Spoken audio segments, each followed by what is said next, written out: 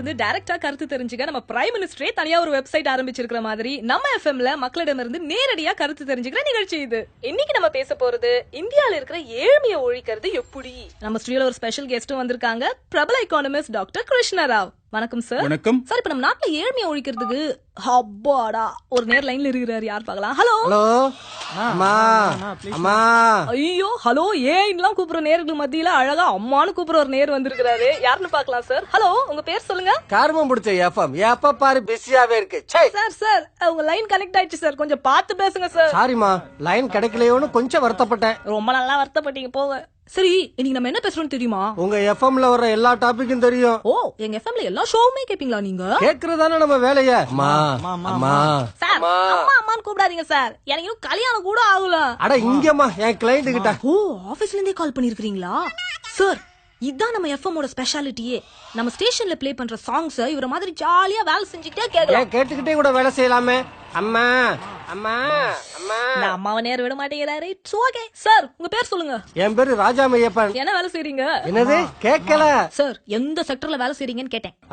Finance செக்டர்ல தான். ஏய் மாத்தாத investment analyst Maiyappan sir பேசுறாரு. ஓகே மொய்யப்பன் சார், இந்தியால வறுமையை ஒழிக்க உங்க ஐடியா என்ன சொல்லுங்க? இங்க பாருமா, இந்தியாவுல ஏழைகளே இல்லாம போறதுக்கு ஒரே வழி 1000 ரூபாய் நோட்டு 500 ரூபாய் நோட்டை ஒழிக்கிறது தான். சார் என்ன சார், முன்னாடி போக வழி கேட்டா நீங்க பாட்டுக்கு 50 100 பின்னாடி போக வழி சொல்றீங்க. சரி, 500 1000 ரூபாய் நோட்டு ஒழிச்சிட்டா மட்டும் இந்தியால வறுமை எப்படி ஒழியும்? அம்மா, நம்ம நாட்டோட வறுமைக்கு காரணம் லஞ்ச பணம், ஊழல் பணம், வரி கட்டாம தப்பா ஏமாத்துற பணம். இப்படி சம்பாதிக்கிறது பதுக்கிறது எல்லாமே 500 1000 ரூபாய் நோட்டா தாமா. நாட்டுல இருக்கிற 20% பேர் தான் 500 ரூபாய் 1000 ரூபாய் நோட்டை யூஸ் பண்றவங்க. மீதி இருக்கிற 80% பேரு 1 2 1000 ரூபாய் நோட்டை வச்சுக்கிட்டு சில்லறை தேடிக்கிட்டே அலைகிறவங்க. புரியுதா சார்? சூப்பர் மேட்டர் சொல்றீங்க, கொஞ்சம் நேர்களுக்கும் புரியுற மாதிரி சொல்லுங்க. அப்ப உங்களுக்கு புரிஞ்சிருச்சாக்கும். சார் என்ன சொல்லி கலாய்கிறாரு? இங்க பாருமா, 1000 ரூபாய் நோட்டா இருந்தா 100 கோடி ரூபாய கூட பெரிய 2 சூட்கேஸ்ல வச்சு பதுக்கிடலாம். அதே 100 ரூபாய் 50 ரூபாயா இருந்தா பெரிய வீடே தேவைப்படும். பாதுகாப்பு இருக்காது, திருட்டு பயம், போலீஸ் பிரச்சனை, இன்கம் டாக்ஸ் பயம், தங்கத்துல காசு போட மாட்டான். ஏன்னா விலை நிலை இல்ல.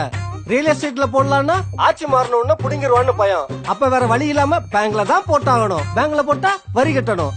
நாட்டுல இருக்கிற எல்லா பணக்காரங்களும் ஒழுங்கா நேர்மையா இன்கம் டாக்ஸ் கட்டினா போதுமா, இந்தியாவுல வறுமை மட்டும் இல்ல பிச்சைக்காரங்களே இருக்க மாட்டாங்க.